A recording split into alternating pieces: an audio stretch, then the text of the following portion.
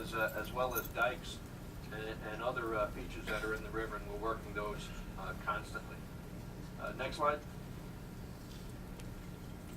Certainly, this has been a challenging year with the epic historic flood that we've just been going through. I know that you guys have lived that every day since the second of May.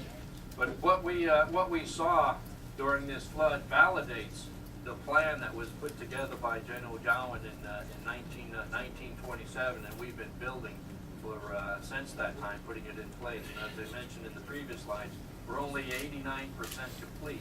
But if we didn't have this system, it would be significantly more catastrophic impacts than what we have now.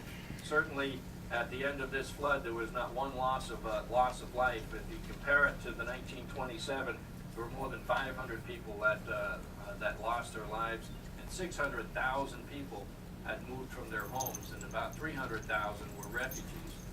Certainly, the system that was put in place since 1927 prevented that from happening.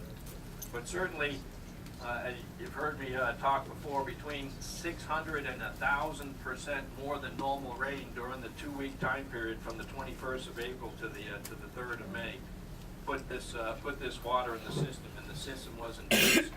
While stretched, the system was in place to handle this level of flood. We used every flood control device that was designed and thought about by General Jowen. We used the floodways, the dams, the backwater flooding. We used the revetments, reservoirs, levees, everything that the system has been built over the last few decades. We used every piece that we could to manage the flood flows.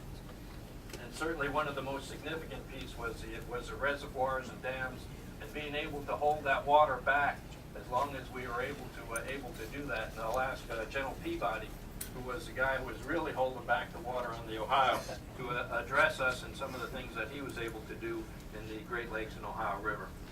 General Peabody. Secretary, I noticed several, and Mr. President, several people are having to stand. Could we see if maybe we could get some chairs out of the dining room to accommodate these people? We'll do this, absolutely.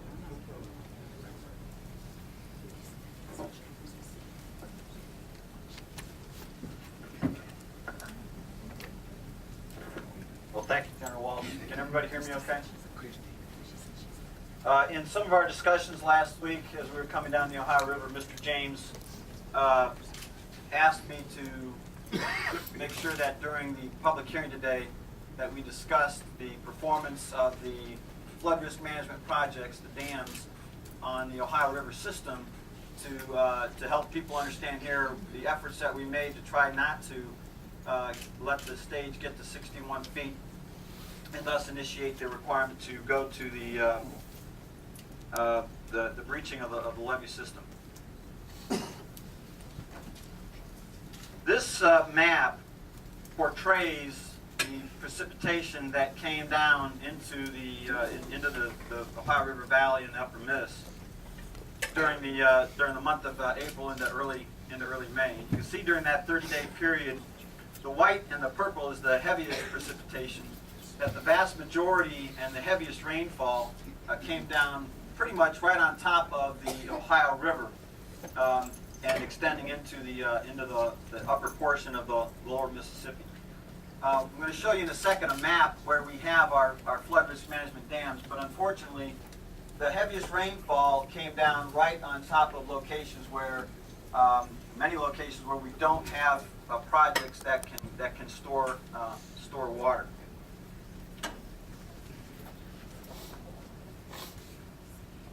This map portrays where we have flood risk management dams in the Ohio River Basin, the entire basin. The green indicates all of our reservoir projects, the green triangles. The red triangles indicates projects where we had record pools. 4 of those projects, pointer's not working so well.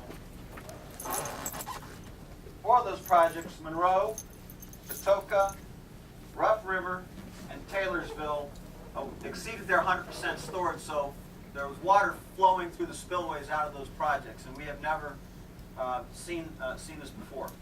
Now, the vast majority of these projects were built following, under authorization and appropriations from Congress following the flood of 1937, which was a record flood on the lower Ohio. The record flood on the upper Ohio was 1918.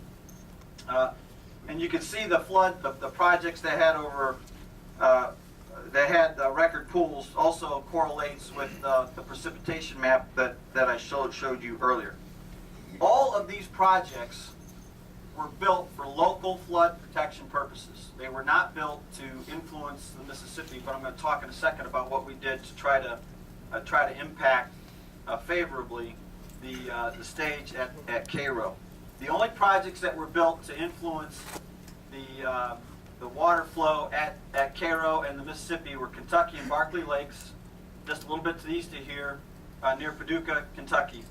That project is built for those two projects are built for three different purposes. The first and the primary purpose is to store water so that we can reduce impacts on the Mississippi River and tributaries project, not just Cairo